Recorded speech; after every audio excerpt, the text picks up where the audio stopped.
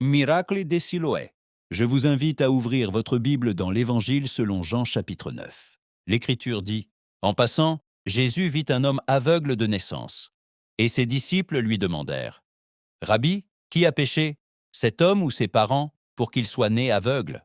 Jésus répondit, « Ce n'est pas que lui ou ses parents aient péché, mais c'est afin que les œuvres de Dieu soient manifestées en lui. Il faut que je fasse les œuvres de celui qui m'a envoyé pendant qu'il fait jour.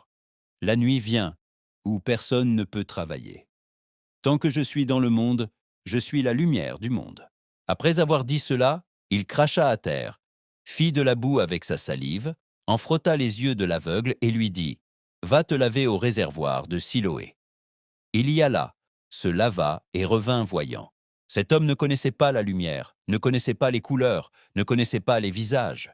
Il était né dans l'obscurité, mais il n'était pas né sans but.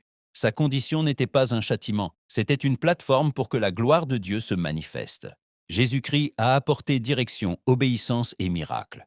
L'aveugle a dû se lever, marcher sans voir, faire confiance sans comprendre et obéir sans garantie. Et lorsqu'il a obéi à Dieu, la lumière est entrée là où elle n'avait jamais existé. Le réservoir de Siloé n'était pas magique. La puissance n'était pas dans l'eau. La puissance était dans la parole que Jésus-Christ avait prononcée. L'obéissance a activé le miracle. La foi a ouvert les yeux. La grâce de Dieu a accompli l'œuvre. Cet homme n'a pas seulement reçu la vue naturelle, il a reçu une révélation spirituelle. Lorsqu'il déclara « Je sais une chose, j'étais aveugle et maintenant je vois », il témoignait que pour lui, Jésus-Christ était son guérisseur, son libérateur, son restaurateur, celui qui lui a rendu la vie, qui l'a fait sortir des ténèbres pour l'amener à la lumière.